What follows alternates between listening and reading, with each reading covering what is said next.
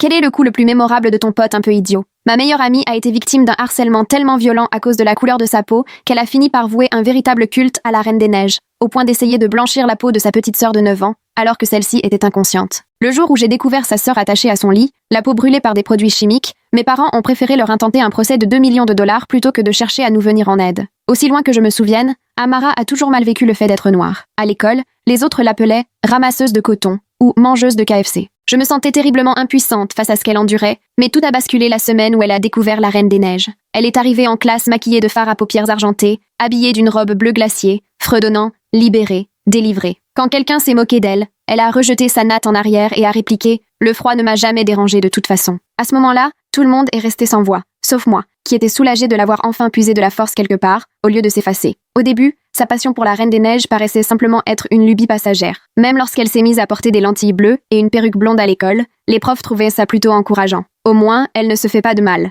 avait murmuré la conseillère d'éducation. Quant aux enfants qui la harcelaient, ils avaient maintenant peur d'elle. Sa mère, désemparée, lui achetait tout ce qu'elle pouvait trouver à l'effigie d'Elsa, espérant que cela renforcerait sa confiance en elle. Mais après les vacances d'hiver, tout a dérapé. Un jour, Amara m'a entraînée dans les toilettes après les cours et a relevé sa manche. Sa peau était marbrée de taches blanches, certaines à vif, d'autres qui pèlent. « C'est génial, non ?» s'est-elle exclamée. J'ai trouvé le moyen de détruire ma mélanine, pour de bon. L'odeur de chair brûlée m'a soulevé le cœur. J'ai essayé de lui dire qu'elle était belle comme elle était, qu'elle n'avait pas à changer pour se sentir acceptée, mais elle a explosé. C'est facile à dire pour toi. Tu es née avec la peau blanche. D'un coup, elle m'a saisi la main, ses doigts glacés, et a lancé « Viens, je vais te montrer à quel point je suis prête à aller loin. » Je l'ai suivie, un peu inquiète, sans vraiment savoir quoi faire. Chez elle, elle m'a ouvert la porte de ce qu'elle appelait sa chambre de transformation. Elle ne dormait presque plus depuis 5 jours. Sa chambre était tellement froide que je voyais mon souffle. « Le froid m'aide à rester blanche », a-t-elle proclamé, grelottant en t-shirt. Sa mère est entrée, horrifiée par le froid, s'est exclamée « Amara, tu vas finir à l'hôpital !» Amara a crié en retour « Tu ne comprends rien, je deviens quelqu'un de mieux, tu préfères que je reste noire et harcelée ?»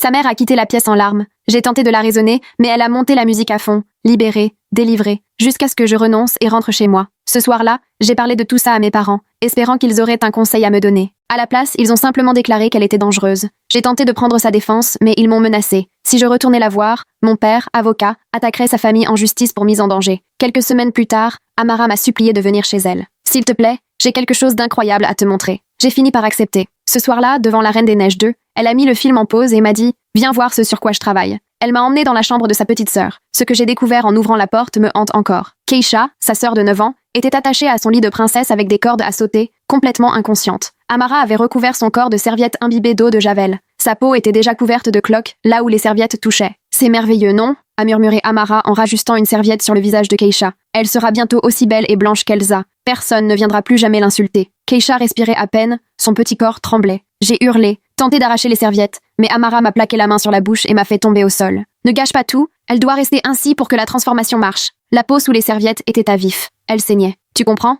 Ma petite sœur ne souffrira jamais autant que moi. J'étais prête à lui mordre les doigts. C'est à cet instant que les parents d'Amara ont débarqué, complètement paniqués. Son père a arraché les serviettes. Amara hurlait « Tu gâches tout !» Elle était presque parfaite. Sa mère a appelé les secours en tenant Keisha contre elle, en pleurs. L'eau de javel avait rongé sa peau en profondeur. Amara a voulu remettre les serviettes en chantant « Libérée, délivrée » d'une voix démente. Le froid ne l'a jamais dérangée. Elle est magique maintenant. Son père a dû la retenir de force jusqu'à l'arrivée de l'ambulance. Quand les ambulanciers ont voulu s'occuper de Keisha, Amara en a mordu un, en criant « Ne touchez pas à ma princesse des neiges !» Ils ont dû la calmer par sédatif, tandis qu'elle marmonnait des paroles décousues sur la transformation. Amara a été internée en hôpital psychiatrique. Keisha a passé 3 mois en unité des grands brûlés et a subi plusieurs greffes de peau. Mais ce n'était même pas le pire pour eux. Lorsque tout cela a été fini, mes parents ont découvert que j'avais revu Amara et ils ont décidé de ruiner sa famille. Mon père a passé 3 jours enfermé dans son bureau, tapant frénétiquement sur son ordinateur portable. Par la porte, je l'entendais au téléphone avec d'autres avocats, évoquant la négligence, le préjudice moral. Ma mère faisait les 100 pas dans le couloir, frappant parfois à la porte avec du café ou des dossiers sur la responsabilité psychiatrique et les brûlures chimiques. J'étais assise dans le salon à le voir, de temps en temps, traverser la pièce pour attraper d'autres bouquins de droit sur l'étagère. Il a constitué un énorme dossier intitulé « Preuves », qui grossissait à vue d'œil. Capture d'écran des réseaux sociaux d'Amara, articles médicaux sur la destruction de la mélanine, photos volées de moi après cette nuit-là pour documenter ma réaction traumatique, comme il disait. Un soir, l'assignation est apparue sur la table de la cuisine. 2 millions de dollars. J'ai eu la nausée en lisant la liste détaillée des préjudices. Les séances de thérapie à 300 $ chacune sur 5 ans, la scolarité en école privée parce que l'ambiance de notre établissement était devenue toxique, les salaires que mes parents avaient laissé filer à force de gérer la crise, et surtout, les dommages et intérêts punitifs censés servir d'exemple pour que plus jamais on ne laisse passer ça. Après le dîner, ma mère m'a prise à part, son ordinateur déjà ouvert sur une page blanche. Elle m'a installée à la table de la salle à manger et orienté la lampe de façon à bien éclairer mon visage. Elle gardait les doigts suspendus au-dessus du clavier, les yeux braqués sur moi, attendant que je me lance. Il faut tout mettre par écrit pendant que c'est encore frais, a-t-elle dit en me tendant un verre d'eau. Chaque détail de ce que tu as vu, tout ce qu'Amara a pu dire, ce que tu as ressenti. Les avocats ont besoin d'un récit complet. J'ai passé 4 heures à taper pendant qu'elle lisait par-dessus mon épaule, me conseillant parfois d'ajouter plus d'émotion ou de préciser la chronologie. Elle voulait que je décrive l'odeur des produits chimiques, le bruit de la respiration de Keisha, les paroles exactes d'Amara, mais quand j'ai essayé d'expliquer le harcèlement dont Amara avait été victime, elle a effacé ces passages. Contente-toi des faits de cette nuit-là, a-t-elle ordonné. Leur avocat cherchera à justifier leurs actes. Ne leur donne pas matière à nous attaquer. Au matin, ma déposition faisait 12 pages. Ma mère en a imprimé 3 exemplaires. L'original a pris place dans notre classeur. Elle m'a embrassée sur le front, m'a dit que j'étais courageuse, mais son sourire n'atteignait pas ses yeux. En quelques jours, toute la communauté était au courant. Je voyais le téléphone de ma mère vibrer sans arrêt sous les notifications WhatsApp. Sur la page Facebook du quartier, c'était un flot continu de messages de parents inquiets. Des captures d'écran de conversations se partageaient entre groupes. Tout le monde disséquait l'incident. La présidente de l'association des parents d'élèves a convoqué une réunion d'urgence pour la semaine suivante. À l'ordre du jour, la sécurité et les protocoles de dépistage en santé mentale. Ma mère a tout de suite répondu qu'elle serait là et s'est mise à préparer ses arguments sur l'ordinateur. 3 jours après l'incident, j'ai repris le chemin de l'école. Les changements étaient immédiats, troublants. Le bureau d'Amara avait disparu, laissant un vide gênant au milieu des rangs bien alignés. La petite chaise de Keisha, en CE2, restait vide, son nom toujours scotché au dossier. Une psychologue était installée dans un coin, qu'on nous avait présenté comme un soutien supplémentaire en ces temps difficiles. Elle nous observait sans relâche, notant la moindre chuchotterie entre élèves. Les enseignants pesèrent leurs mots, évitant avec soin tout sujet qui pouvait rappeler les faits. À la cantine, impossible d'avaler quoi que ce soit. Mes camarades m'encerclaient, me bombardant de questions à une vitesse que je ne suivais pas. Malgré la nouvelle interdiction de filmer, annoncée le matin et affichée sur toutes les portes, j'ai vu au moins 3 téléphones braqués sur moi, cachés sous des plateaux ou derrière des sacs. Elle a vraiment essayé de blanchir sa sœur? Tu étais là quand c'est arrivé? Ma mère dit qu'Amara a complètement perdu la tête. C'est vrai, cette histoire de passion pour la Reine des Neiges? J'ai repoussé mon plateau et je me suis réfugiée aux toilettes, où je suis restée enfermée dans une cabine jusqu'à la sonnerie. À travers les parois, j'entendais d'autres élèves inventer des détails, chaque version plus sensationnelle que la précédente. Après l'école, j'ai découvert que la mère d'Amara avait lancé une cagnotte en ligne, Aidons Keisha à guérir, besoin de soutien médical. Le compteur affichait déjà 45 000 $ et des centaines de messages d'inconnus envoyés en prière et encouragement. Les photos montrèrent les bras bandés de Keisha et les murs blancs de l'unité des Grands Brûlés. Mon père m'a surprise en train de lire la page sur mon téléphone. Il me l'a arrachée, le visage fermé, en parcourant les commentaires. Plusieurs citèrent notre famille, demandant pourquoi nous avions choisi d'engager des poursuites au lieu d'aider. Il a effacé mon historique et m'a rendu mon portable, en me mettant en garde. Ne t'avise pas de participer à des discussions sur cette affaire en ligne. Une semaine après les faits, mon père a enfilé son plus beau costume. Il a rassemblé les papiers de la plainte dans sa mallette, vérifiant chaque document encore et encore. Ma mère a tenté de le convaincre de faire appel à un huissier, mais il a tenu à s'en occuper lui-même. Je l'ai regardé s'éloigner à la fenêtre de ma chambre, quittant l'allée au volant de la voiture. Il est revenu 2 heures plus tard, l'air satisfait mais tendu. Pendant le dîner, il a raconté être tombé sur le père d'Amara chez eux, occupé à faire des cartons pendant que la grand-mère d'Amara pleurait sur le pas de la porte. L'homme n'a pas prononcé un mot en recevant les papiers, se contentant d'acquiescer avant de fermer la porte. Voilà, c'est fait, a annoncé mon père. Maintenant, on attend leur réponse. Le lendemain matin, une camionnette de la télévision locale s'est installée devant l'école. Les journalistes ont essayé d'interviewer les parents à l'entrée, mais la direction est vite intervenue. La directrice en personne s'est postée à l'entrée pour demander à l'équipe de partir. Une nouvelle règle interdisant la présence des médias dans l'enceinte de l'école a été annoncée par haut-parleur, avec menace de poursuite en cas d'intrusion. Mes parents ont commencé à me préparer à la procédure. Ils ont acheté un livre sur les procès civils et m'ont fait lire les passages sur les dépositions, surlignés en jaune. Mon père m'expliquait les termes juridiques au petit déjeuner. Enquête préalable,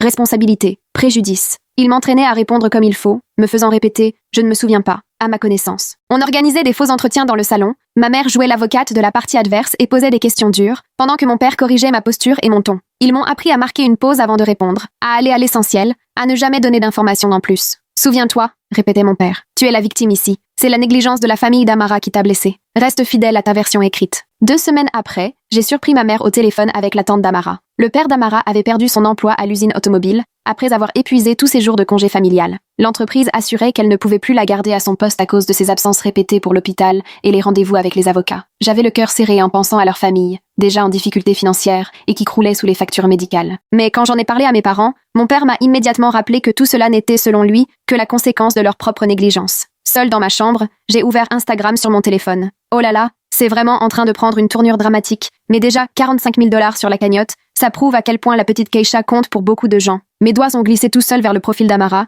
qui n'avait pas été actualisé depuis l'incident. Sa dernière publication, 3 jours avant cette nuit-là, l'a montré avec un filtre neige. Des flocons tombaient autour de son visage pendant qu'elle souriait à l'objectif. En légende, elle avait écrit « On y est presque ». Je suis restée devant cette photo jusqu'à en avoir les yeux qui brûlaient. Sur cette image, elle avait l'air heureuse, pleine d'espoir, sans rien avoir avec celle qui avait attaché sa sœur avec des cordes à sauter. J'ai fait une capture d'écran avant même de m'en rendre compte, et je l'ai rangée dans ce dossier secret de souvenirs dont je n'arrivais pas à me débarrasser. Le lendemain, la psychologue du collège m'a prise à part. Elle a fermé la porte de son bureau et sorti un épais dossier manille de son tiroir. Dedans, des dizaines de rapports d'incidents, tous au nom d'Amara. Depuis 2 ans, on y retrouvait toutes les plaintes de harcèlement qu'elle avait déposées, des situations auxquelles j'avais moi-même assisté. Elle a tout signalé, a murmuré la psychologue en feuilletant les pages. L'épisode des boules de coton, la blague de la vente aux enchères à la cantine, les tirages de cheveux. On a tout noté, mais elle s'est tue, refermant le dossier. J'ai eu envie de brandir ce dossier devant tout le monde, de leur montrer qu'Amara n'avait pas perdu pied sans raison. Mais lorsque j'en ai parlé à table, la réaction de mes parents a été immédiate, tranchante. Ce ne sont que des rumeurs, a coupé mon père. Ça n'a rien à voir avec ce qu'elle a fait à Keisha.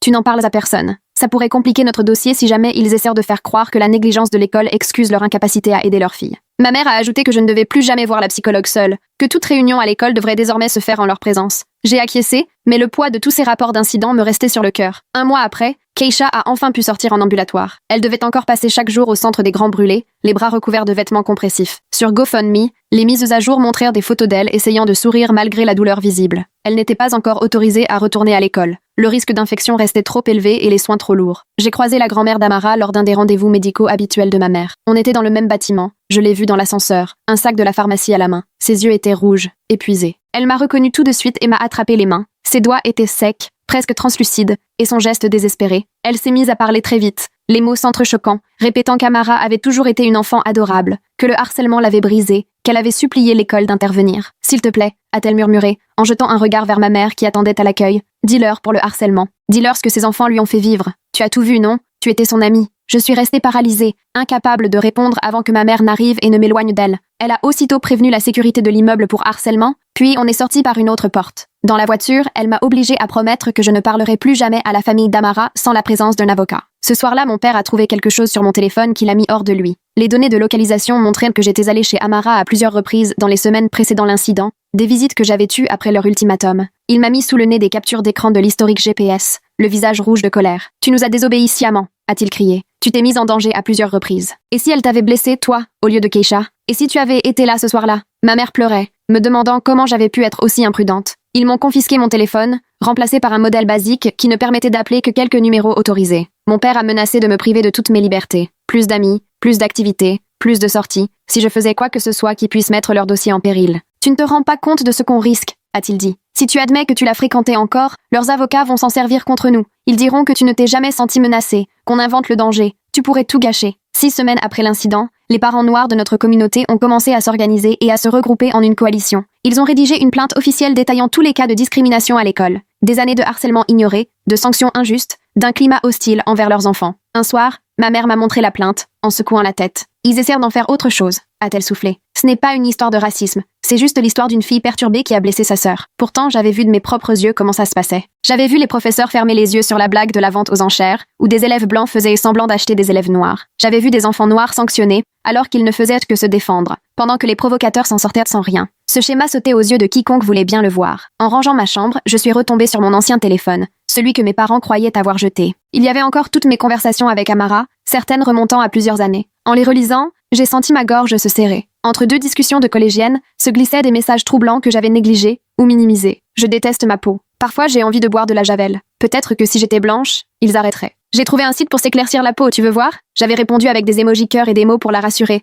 sans jamais prendre la mesure de ce qu'elle vivait, ni en parler à un adulte. Le poids de mon silence m'oppressait. J'ai de nouveau planqué mon téléphone, mais les messages me hantaient, nuit et jour. La première réunion de conciliation était fixée 3 mois après l'incident. Une lettre officielle est arrivée avec la date, et mes parents se sont aussitôt lancés dans une préparation intensive. Ils ont recruté un coach en communication pour m'apprendre à me présenter, m'ont acheté de nouveaux habits soigneusement choisis pour donner une image sympathique sans paraître trop favorisée. Mon père avait préparé un classeur rempli de questions-réponses à apprendre par cœur, et chaque soir, nous répétions notre scénario. Il s'agaçait à la moindre hésitation dès que je déviais du texte prévu. La vérité importait moins que l'histoire qu'ils avaient décidée. La fameuse réunion d'urgence de l'association des parents d'élèves a finalement eu lieu, après plusieurs reports. La salle débordait de monde, la tension était palpable. Les parents étaient clairement divisés en camps opposés. Quand la plainte pour racisme a été abordée en même temps que les questions de sécurité, l'ambiance a viré à l'explosion. Les parents blancs réclamaient des portiques et des évaluations psychologiques, tandis que les parents noirs dénoncèrent ces mesures, qui risquèrent de stigmatiser leurs enfants. Les voix se sont alors faites de plus en plus fortes, les accusations fusaient dans tous les sens. Ma mère s'est rangée du côté de ceux qui exigeaient des bilans de santé mentale obligatoires, sans réaliser que cela ne ferait que pointer du doigt encore davantage les élèves comme Amara. Je suis restée assise au fond, spectatrice impuissante de la fracture de la communauté. 3 familles noires ont annoncé ce soir-là qu'elles retirèrent leurs enfants, dénonçant un climat devenu irrespirable depuis l'incident. Sur le chemin du retour, ma mère les a qualifiés de théâtrales. La semaine suivante, mon père a fait appel à un détective privé pour fouiller dans le passé d'Amara, à la recherche du moindre élément à retourner dans notre dossier. L'homme coûtait cher, mais il se voulait minutieux, promettant un rapport détaillé dans les plus brefs délais. J'ai surpris mon père au téléphone en train de demander tout et n'importe quoi. Dossier de jeunesse, anciennes adresses, tout indice d'instabilité familiale. C'était indécent, déplacé. Ces gens avaient été des proches, j'avais souvent dîné chez eux. 2 mois après l'incident, l'expertise psychiatrique ordonnée par le tribunal sur Amara a été rendue publique. Le diagnostic était lourd. Syndrome de stress post-traumatique, traumatisme racial aigu, dépression sévère assortie de troubles psychotiques. Le rapport décrivait des années de souffrance infligées par le harcèlement raciste, la haine de soi, une rupture totale avec la réalité. Mon père a balayé tout ça d'un revers de main, parlant de mauvaises excuses et de charabia psychologique. Il a surligné les passages sur sa supposée violence et le danger qu'elle représenterait pour les intégrer à son dossier, mais il n'a jamais mentionné les tentatives de suicide ni les délires poignants à propos de devenir propre et pur. Ma meilleure amie Victoria a arrêté de déjeuner avec moi à la cantine dès que ses parents ont appris l'existence du procès. Un jour,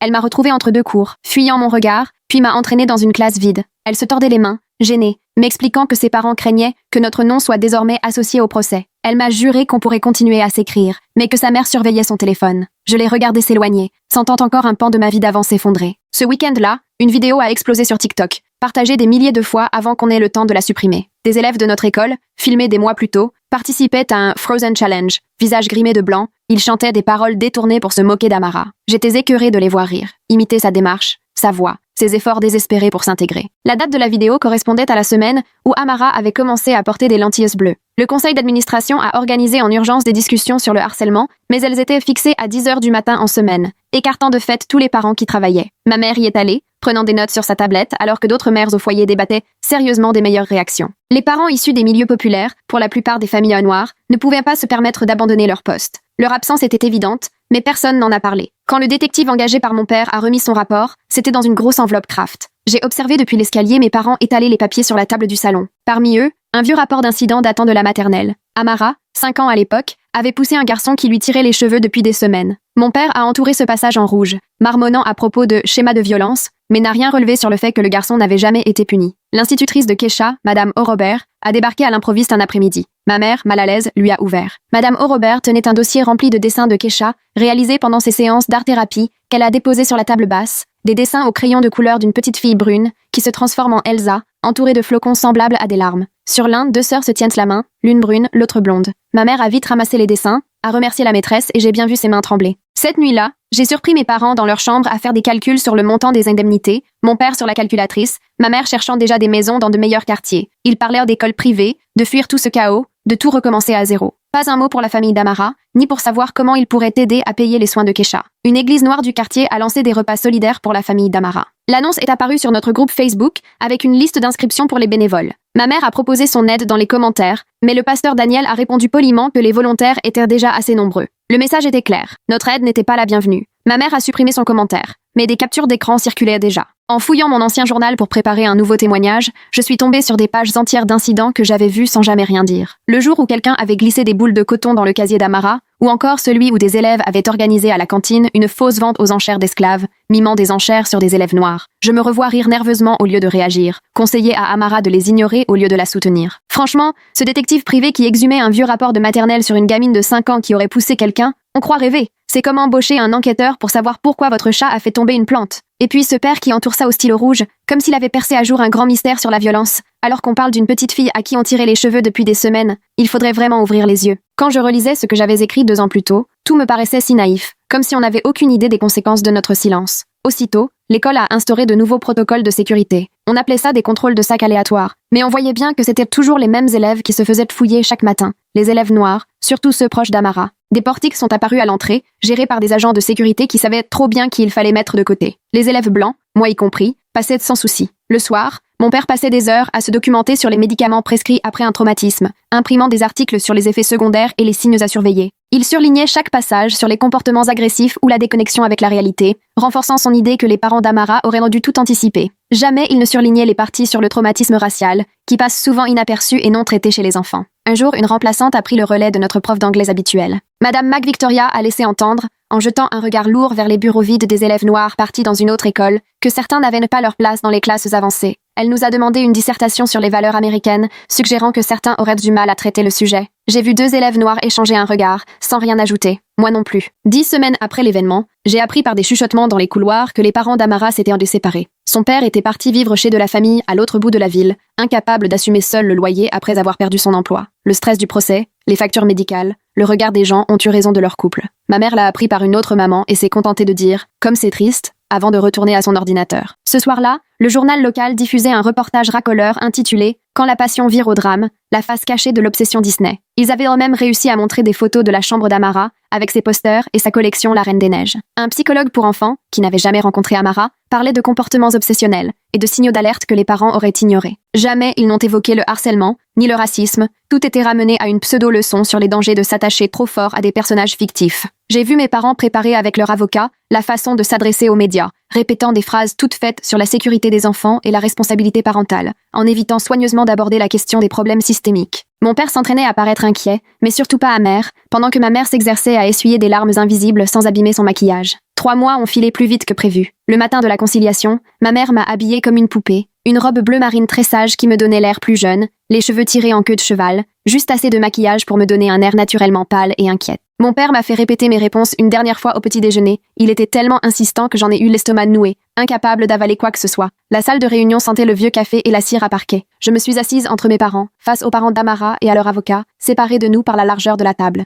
La mère d'Amara semblait avoir pris 10 ans en 3 mois. Son père, assis à l'écart, était plus proche de leur avocat que de sa femme. Les chaises vides rappelaient l'absence d'Amara et de Keisha. La greffière installait son matériel. Les avocats feuilletaient leur dossier. J'ai juré de dire la vérité, la main tremblante sur la Bible. Les premières questions étaient simples. Mon nom, mon âge, mon lien avec Amara. Puis l'avocat d'Amara, Maître McRobert, a ouvert un dossier et l'interrogatoire a vraiment commencé. Il m'a montré des messages imprimés qu'Amara et moi échangions depuis 2 ans, où elle racontait en détail les brimades qu'elle subissait, où je lui promettais de la défendre, sans jamais le faire, où elle partageait sa souffrance, et où je me contentais de répondre par des cœurs emoji sans agir. Mes parents étaient de plus en plus mal à l'aise à mesure que les preuves de notre amitié défilaient, contredisant complètement leur version d'une distance ou d'un danger entre nous. Maître McRobert m'a demandé de décrire des événements précis auxquels j'avais assisté. Sans m'en rendre compte, j'ai dit la vérité, encore et encore. J'ai décrit la boule de coton dans le casier d'Amara, sous le regard indifférent des profs, la blague de la vente aux enchères, où des élèves blancs faisaient semblant d'acheter des élèves noirs à la cantine, et comment l'administration ne punissait que les élèves noirs, qui finissaient par se défendre, jamais les provocateurs. Sous la table,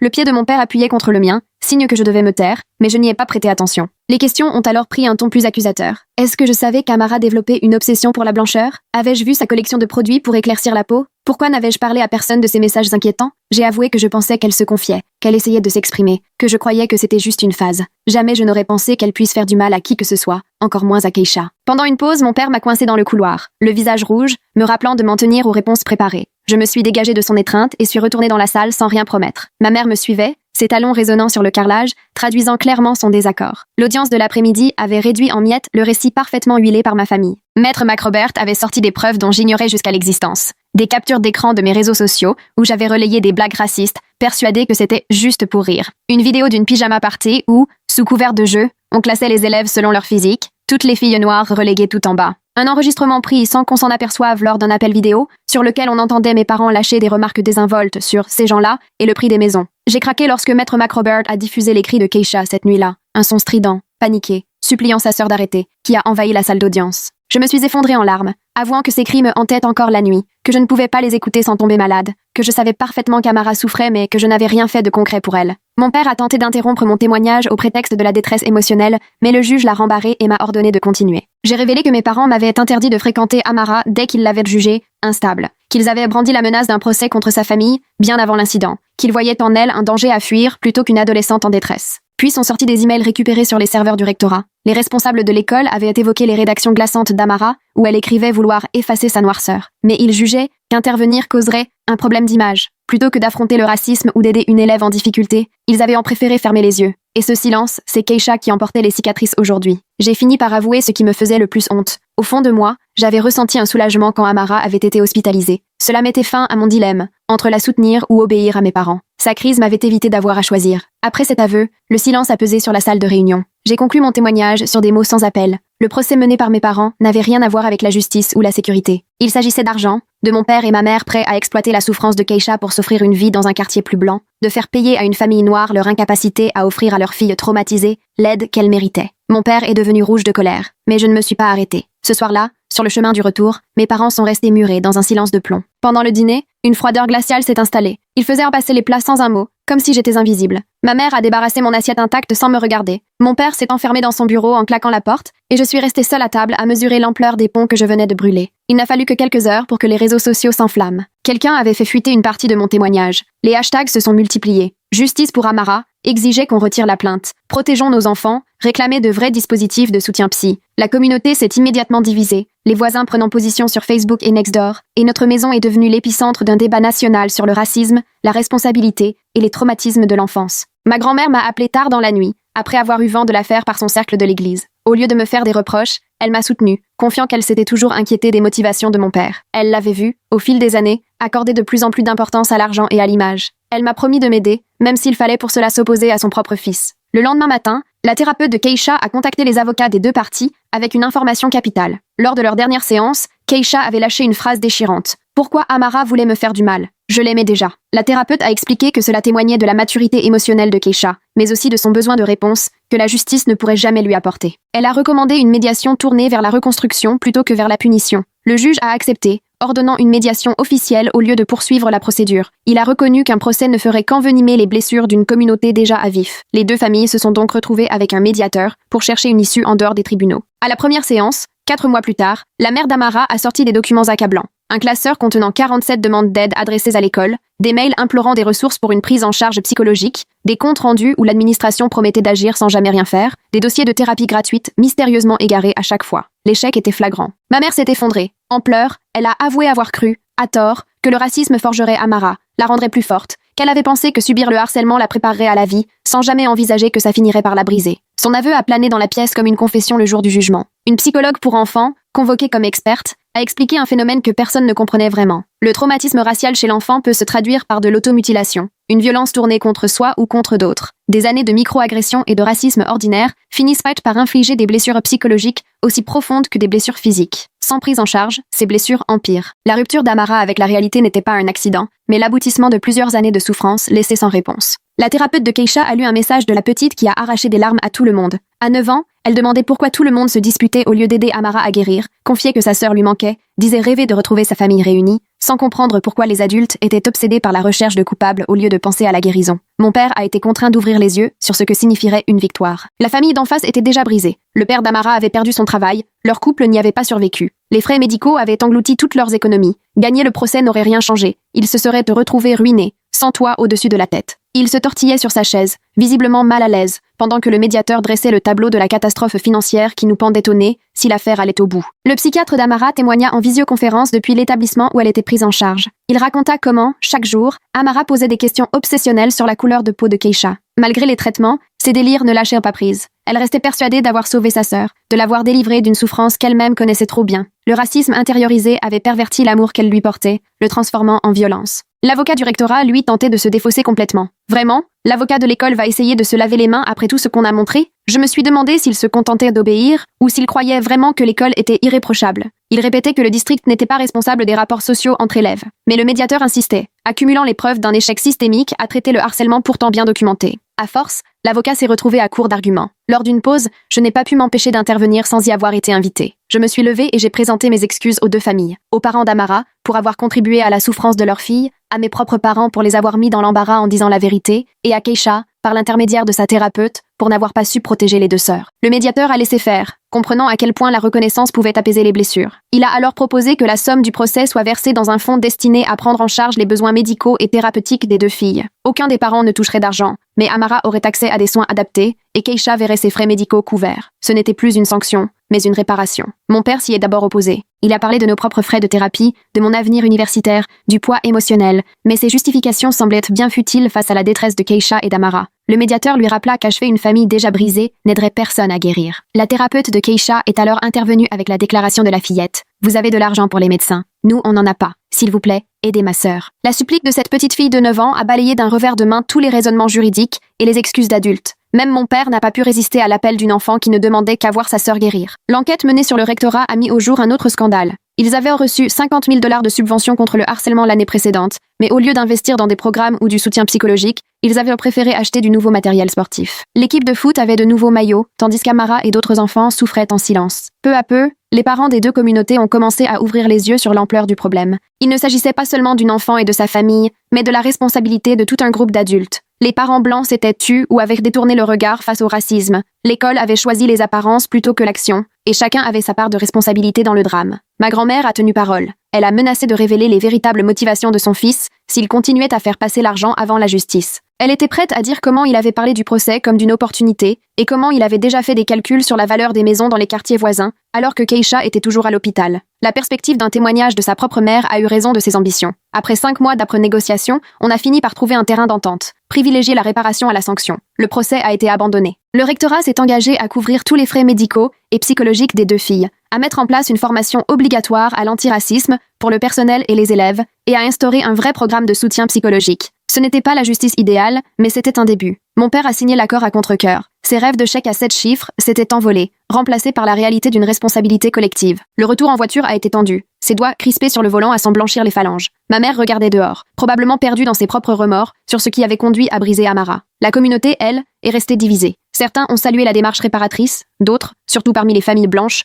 considéraient que les vraies victimes, c'est-à-dire nous, n'avaient rien obtenu. La fracture se lisait partout. Au supermarché, à la sortie de l'école, des amis d'autrefois évitèrent désormais notre regard. Mon père a signé l'accord comme s'il y laissait une part de lui-même. Sa main traçait sa signature sur le papier, la mâchoire serrée à s'en briser les dents. Le médiateur a récupéré les documents et expliqué les prochaines démarches. J'ai vu ma mère ramasser son sac d'une main tremblante, fuyant tout contact visuel. Le trajet du retour m'a paru interminable. Mon père s'accrochait au volant, prenant les virages trop vite, pilant à chaque feu rouge. Ma mère fixait son reflet dans la vitre du passager, dissimulant difficilement ses larmes. À l'arrière, je sentais peser sur moi tout le poids de leur déception. À la maison, ils erraient comme des ombres. Mon père a filé droit à son bureau, où il a commencé à passer à la déchiqueteuse tous les documents du dossier. À travers la porte, j'entendais le ronronnement mécanique qui avalait, page après page, son travail méticuleux. Ma mère s'est enfermée dans leur chambre, la porte se refermant doucement, mais avec la force d'un point final. Ce soir-là, on s'est contenté d'un gratin réchauffé, mangé dans un silence pesant. Mes parents étaient assis chacun à un bout de la table, s'échangeant le sel et le poivre sans un mot, tandis que je faisais tourner les aliments dans mon assiette, chaque coup de fourchette résonnant dans le calme.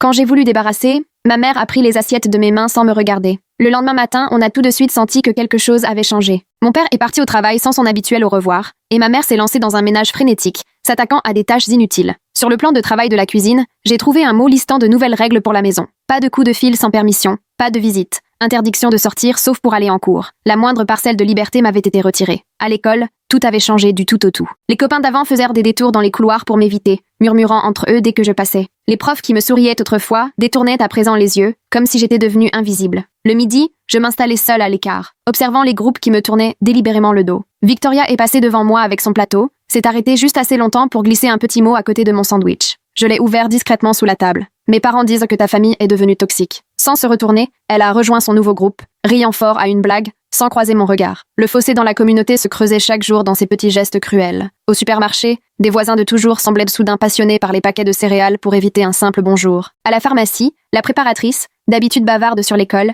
expédiait nos ordonnances en silence, raide comme un piquet. Même le facteur ne me faisait plus signe en déposant le courrier. Ma grand-mère appelait la maison sans arrêt, mais j'avais interdiction de répondre. Je regardais le téléphone sonner, comptant les tonalités jusqu'à ce que le répondeur s'enclenche. Ces messages, de plus en plus inquiets, proposèrent de sortir déjeuner ou de faire les magasins, mais ma mère les effaçait avant même la fin. 2 semaines après l'accord, tout s'est durci à l'école. Des ouvriers installèrent des portiques de sécurité à chaque entrée, des agents prenaient note de noms pour des fouilles aléatoires. Le constat était sans appel. Les élèves noirs étaient contrôlés tous les jours, tandis que les blancs passaient tranquillement. La fameuse formation contre le racisme s'est résumée à une unique réunion où un intervenant a parlé 45 minutes de « ne pas voir les couleurs », conseillant d'ignorer les différences pour régler tous les problèmes. Les élèves se tortillaient, mal à l'aise, sur leurs chaises, pendant qu'ils répétaient que traiter tout le monde pareil suffirait à tout régler. Plusieurs parents noirs venus exprès sont partis avant la fin, dégoûtés. J'ai fini par manger dans des salles de classe vides, mon sandwich dans le sac pour éviter la cantine. Par la fenêtre, je regardais mes anciens amis réunis à notre ancienne table, leurs discussions animées me rappelant la vie sociale que j'avais sacrifiée par souci d'honnêteté. Il m'arrivait de croiser leurs regards, mais ils détournaient vite les yeux. Mon père s'est mis à partir tôt le matin, à rentrer très tard, son bureau fermé à clé même le week-end.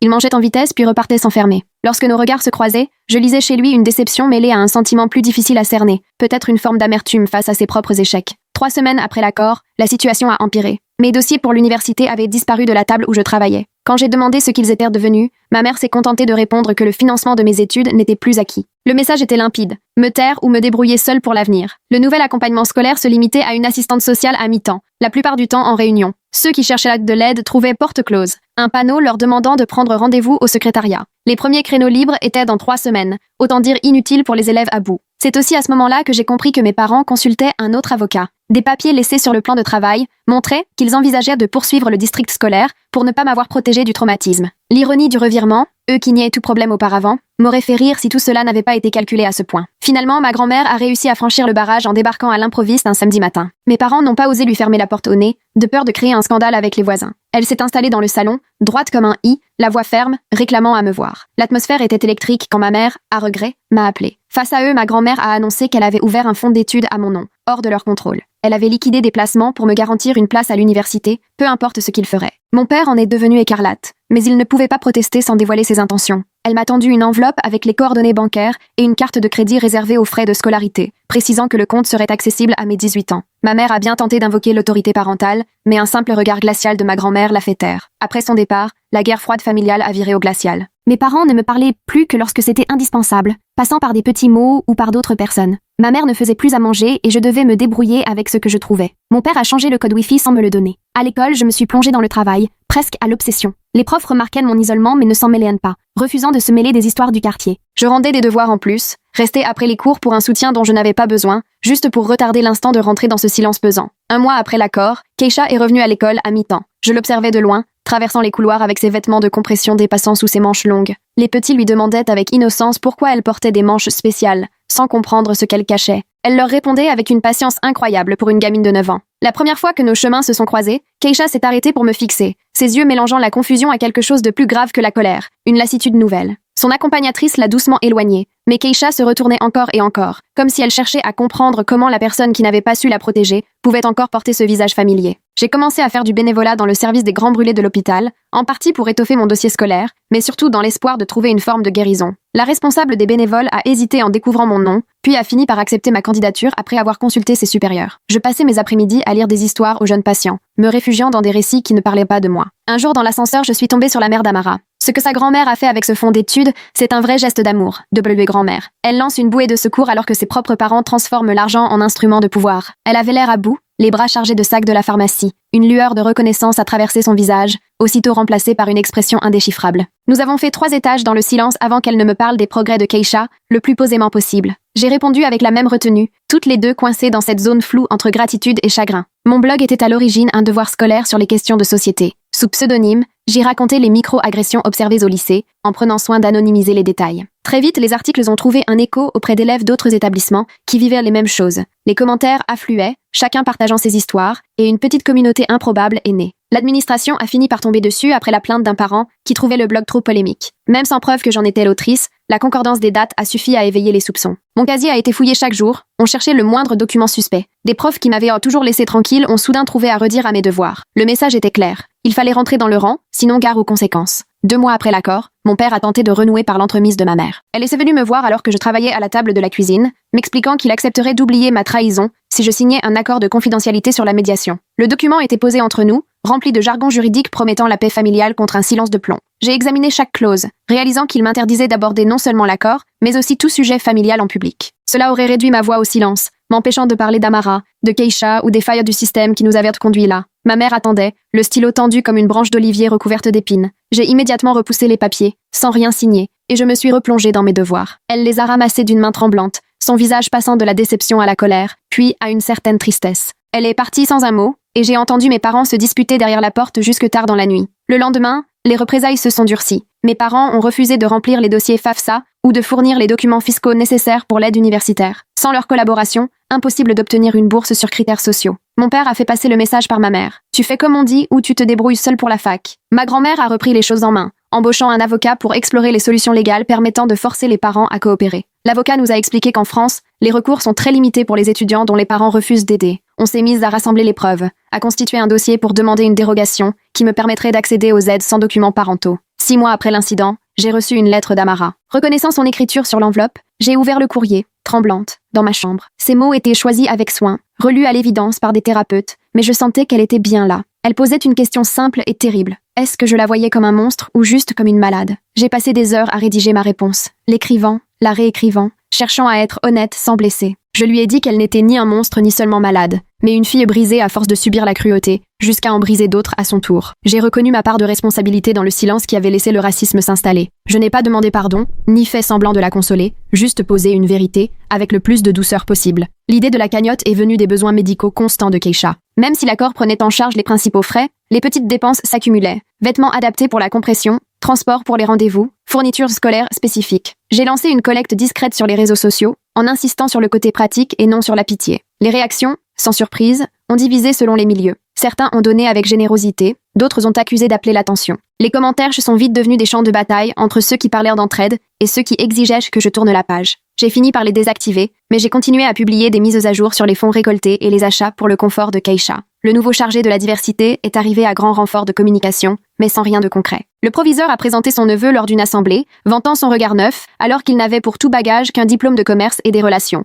Sa première action a été d'accrocher des affiches colorées sur la tolérance, sans jamais aborder franchement la question du racisme. Les élèves ont pris les choses en main. Des discussions secrètes sur les vraies discriminations circulaient dans les messageries et les toilettes. Quand l'administration a appris l'existence de ces réunions non autorisées, elle a menacé de sanctionner tous les participants. J'ai pris la parole lors du conseil d'administration suivant, profitant de l'intervention publique pour exposer des faits précis auxquels j'avais assisté. J'ai cité les élèves auteurs de harcèlement raciste, y compris certains dont les parents siégeaient au conseil. J'avais exposé en détail les manquements de l'administration, en citant précisément les dates et en apportant les preuves. 2 minutes avant la fin de mon intervention, le président du conseil m'a coupé la parole, prétextant que mon discours était trop virulent. Le lendemain matin, la sanction est tombée. 3 jours d'exclusion pour avoir, soi-disant, instauré un climat délétère en désignant les responsables. Mes parents ont accueilli la nouvelle avec une sorte de satisfaction résignée, sans doute dans l'espoir que la punition finirait par me faire taire. J'ai profité de ces quelques jours pour avancer sur mes lettres de motivation, où j'écrivais sur le courage moral et le prix du silence. Le retour de Keisha à l'école, à un rythme presque normal, a réservé quelques surprises. Des enfants,